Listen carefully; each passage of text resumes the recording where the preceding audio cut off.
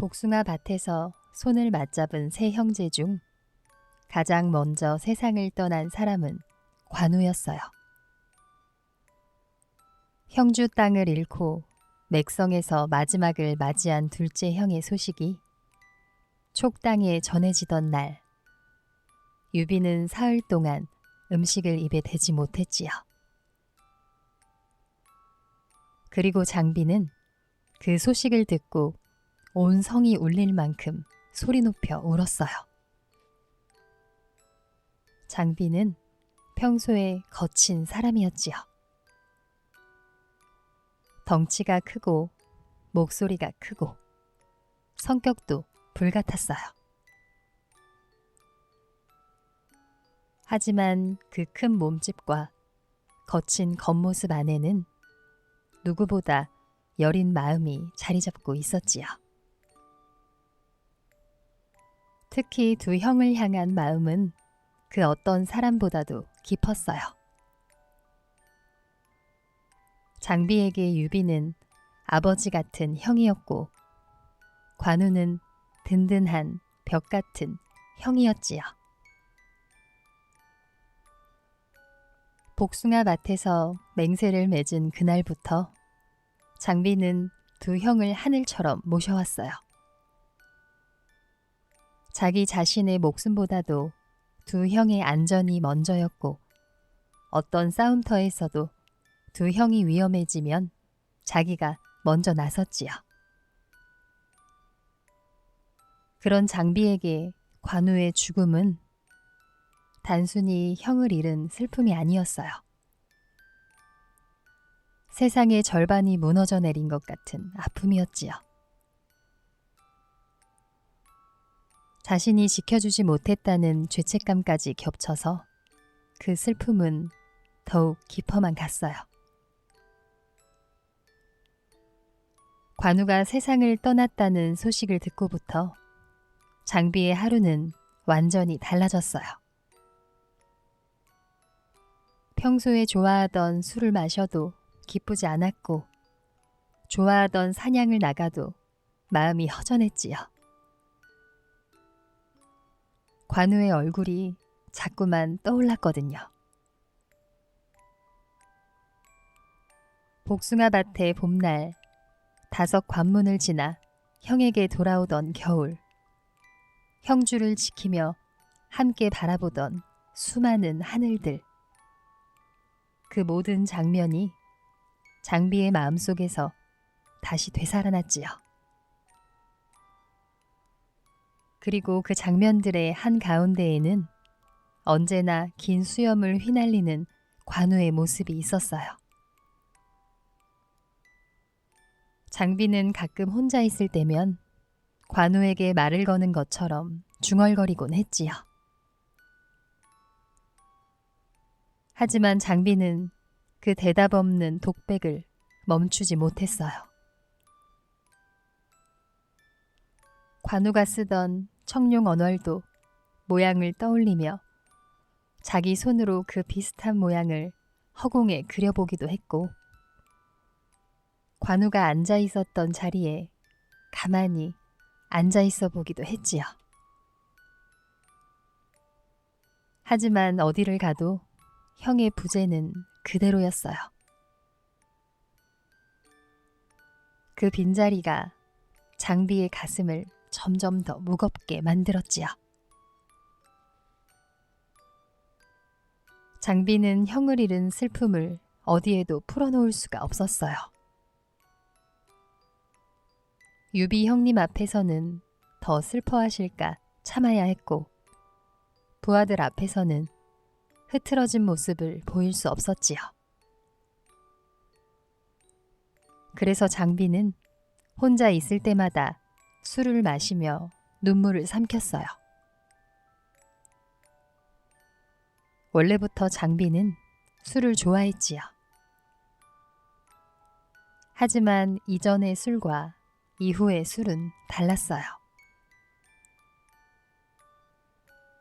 이전의 술은 즐거워서 마시는 술이었지만 이후의 술은 슬픔을 이기려고 마시는 술이었거든요. 그 슬픔이 너무 커서 술도 감당하기 힘들 정도였지요. 술을 많이 마시면 사람은 평소에 숨겨두었던 감정이 밖으로 나오기 쉬워요. 슬픔이 깊으면 분노가 되기도 하지요. 장비 안에서 그런 일이 일어나고 있었어요. 슬픔이 점점 분노로 바뀌어 갔거든요.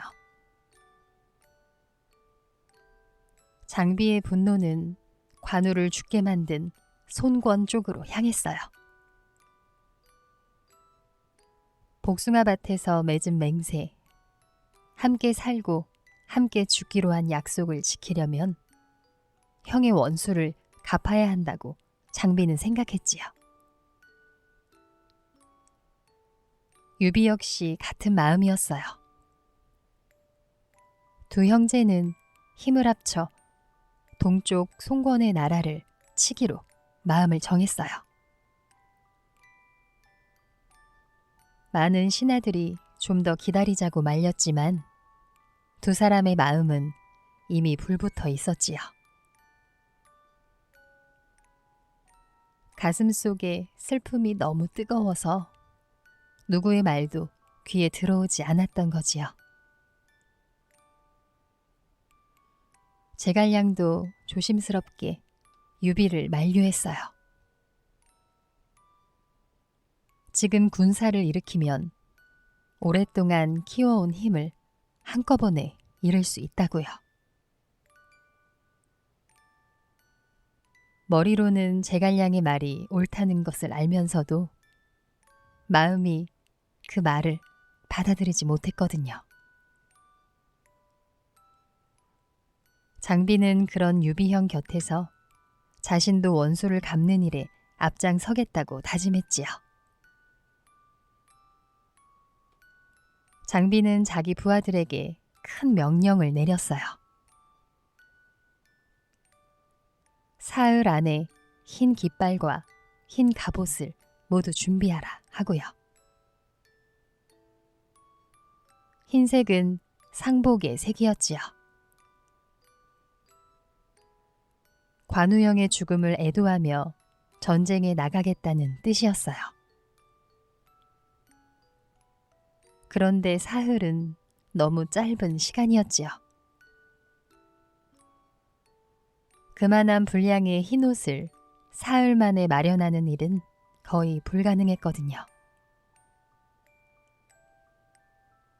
장비의 부하 범강과 장달은 난처한 얼굴로 장비 앞에 섰어요.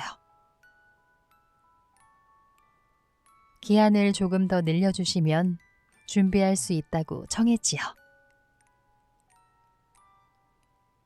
하지만 장비는 들으려 하지 않았어요. 슬픔과 분노로 가득한 그의 마음은 누구의 말도 받아들이지 못했거든요. 명령을 어기면 크게 벌을 내리겠다고 호통쳤지요. 범강과 장달은 고개를 숙인 채 물러날 수밖에 없었어요. 예전의 장비라면 그러지 않았을 거예요. 장비는 원래 거칠었지만 사람 마음을 아예 읽지 못하는 사람은 아니었거든요.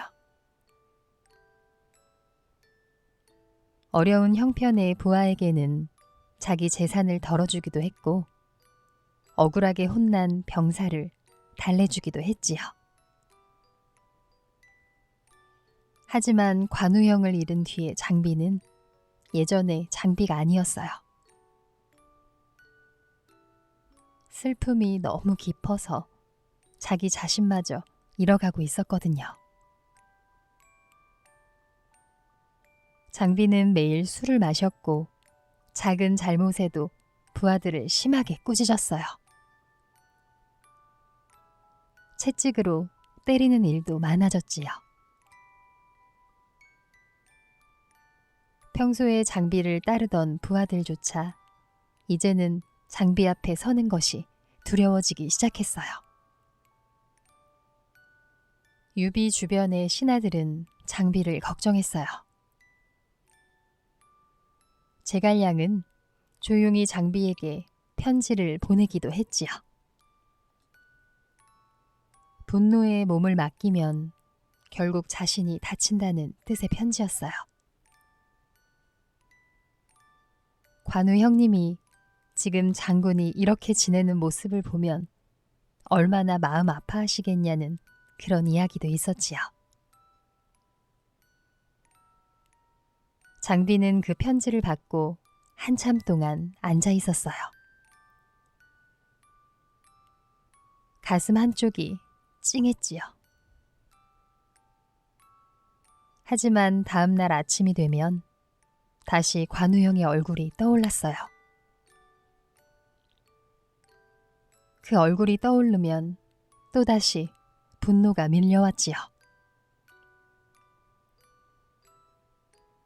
장비는 그 분노를 어떻게 다루어야 할지 몰랐어요.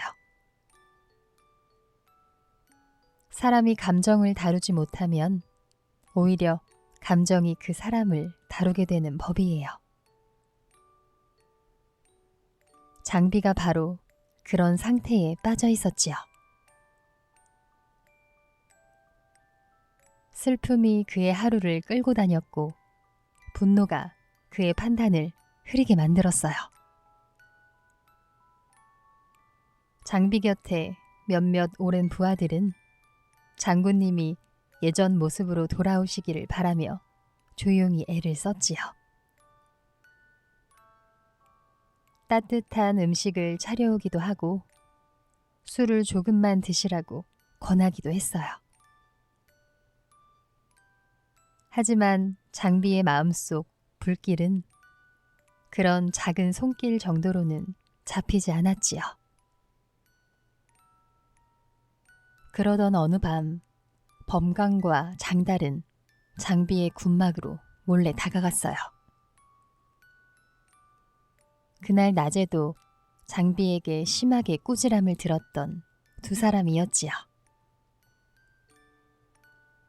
사흘 안에 흰옷을 준비하지 못했다는 이유로 채찍질까지 당한 뒤였어요.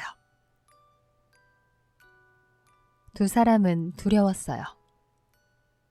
이러다가는 정말 죽게 될지도 모른다는 생각이 들었거든요. 결국 그들은 큰 잘못된 결정을 하고 말았지요. 술에 취해 잠든 장비를 해치기로 한 거예요. 범강과 장달도 사실 예전에는 장비를 따르던 사람들이었어요. 장비의 우렁찬 목소리, 거친 듯 하지만 속은 따뜻한 성격을 좋아했지요. 하지만 슬픔에 휩싸인 장비는 더 이상 그들이 알던 장군이 아니었어요. 두려움과 원망이 그들의 마음 안에 쌓이다가 결국 끔찍한 선택으로 이어진 거였지요. 그 밤 장비는 여느 날과 다름없이 술을 많이 마시고 잠들어 있었어요. 그리고 두 번 다시 눈을 뜨지 못했지요. 복숭아 밭에서 손을 맞잡았던 세 형제 중 두 번째가 떠나게 된 것이에요. 관우가 세상을 떠난 지 얼마 지나지 않은 때였어요. 유비에게 장비의 죽음이 전해졌을 때 유비는 아무 말도 하지 못했어요. 두 아우를 거의 비슷한 시기에 잃은 것이지요. 복숭아밭의 봄날에 셋이 함께 맹세했던 그 자리에 이제 유비만 홀로 남게 되었어요. 함께 살고 함께 죽기로 했던 약속이 먼저 간 두 사람 앞에서 무너진 것 같은 마음이 들었지요. 유비는 오랫동안 눈물을 흘렸어요. 두 아우에 대한 그리움, 자신이 좀 더 일찍 장비의 마음을 살폈더라면 하는 후회, 그리고 이제는 모든 것이 늦어버렸다는 절망이 한꺼번에 밀려왔지요. 유비는 왜 자신이 장비에게 더 자주 가보지 않았을까? 왜 장비가 술에 의지하고 있다는 소식을 듣고도 달려가지 않았을까? 스스로를 원망하기 시작했어요. 형이 옆에 있어 주었다면 장비의 마음도 조금은 다르지 않았을까 하는 생각이 계속 맴돌았거든요. 장비의 이야기는 우리에게 많은 것을 생각하게 해주어요. 장비는 분명 용감한 사람이었지요. 장판교 위에서 수만 대군을 홀로 막아섰고 형제들과 함께 수많은 어려움을 이겨냈어요. 하지만 장비에게 가장 어려운 상대는 적군도 강한 장수도 아니었지요. 바로 자기 마음속의 슬픔과 분노였어요. 형을 잃은 슬픔이 너무 깊어서 장비는 그 감정에 그대로 휩쓸려 버린 거예요. 슬픔이 크면 사람은 쉽게 분노하게 돼요. 분노는 가까운 사람에게 자꾸만 상처를 내게 되지요. 그리고 그 상처가 돌고 돌아서 결국 나 자신에게 돌아오기도 한답니다.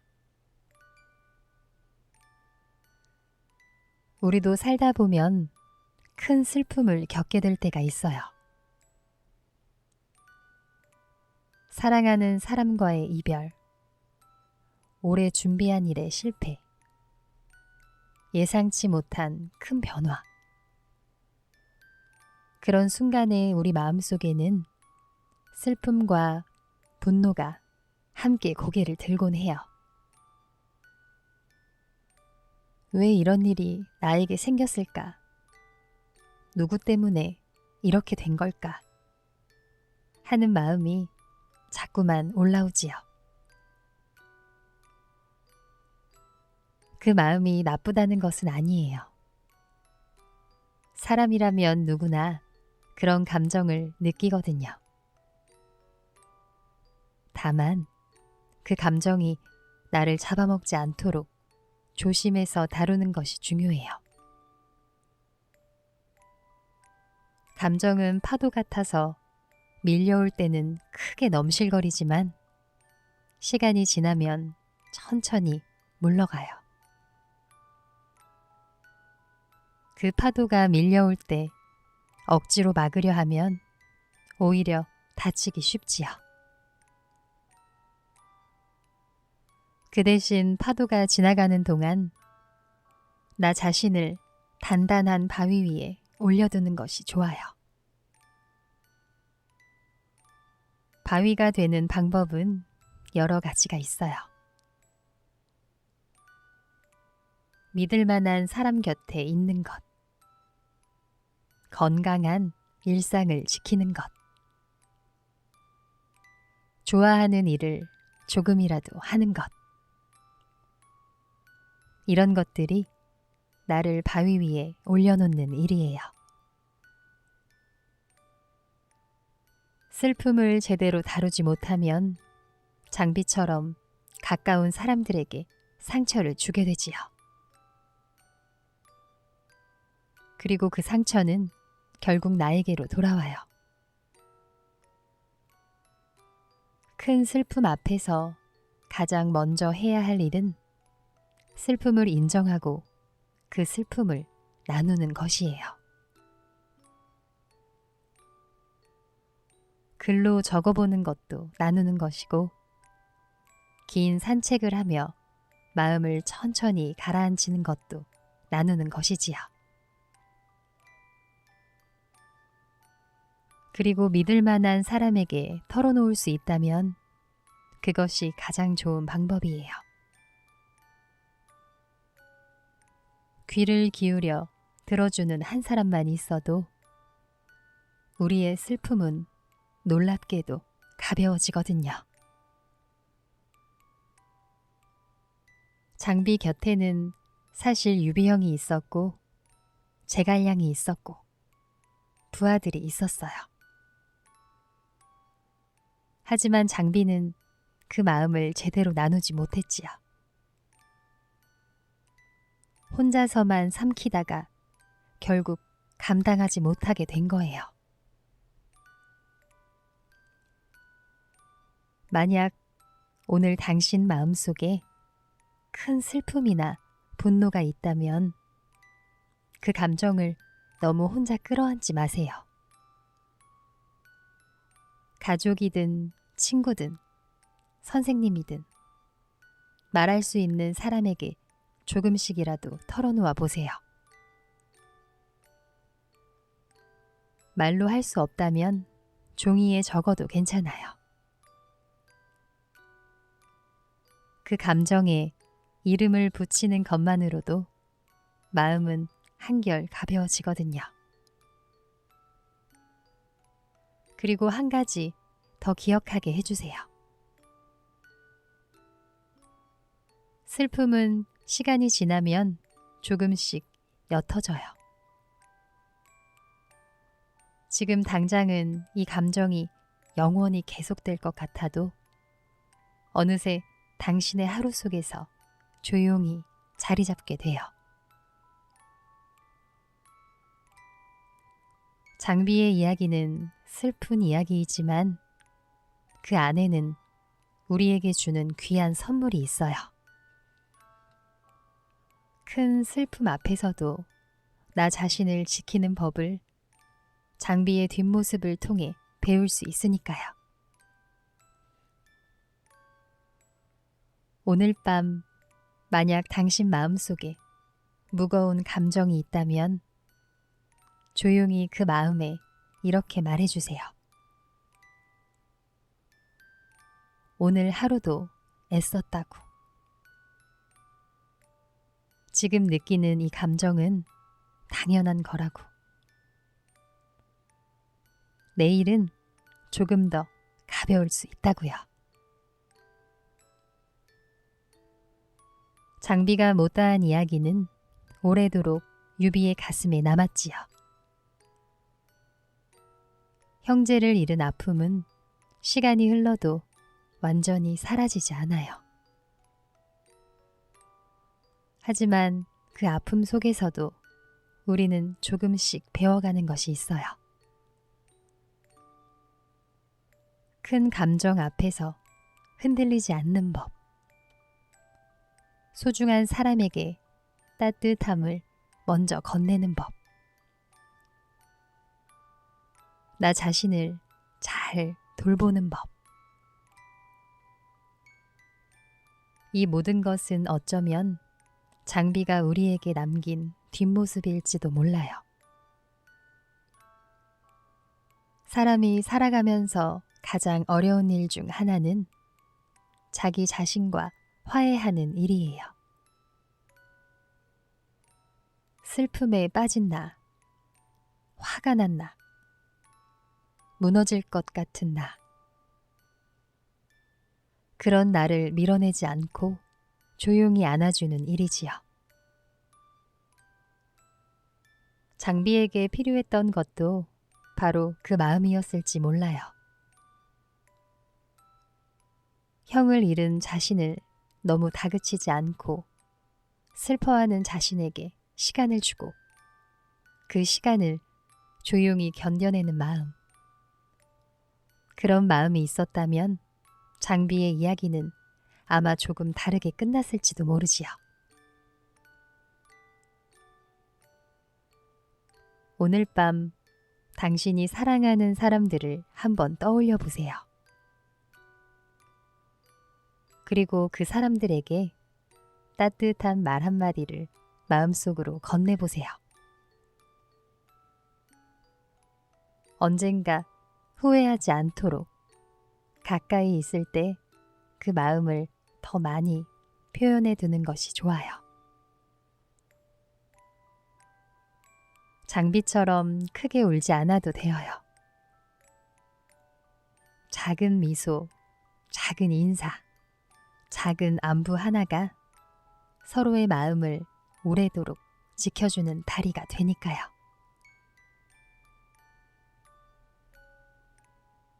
이곳은 상상도서관입니다.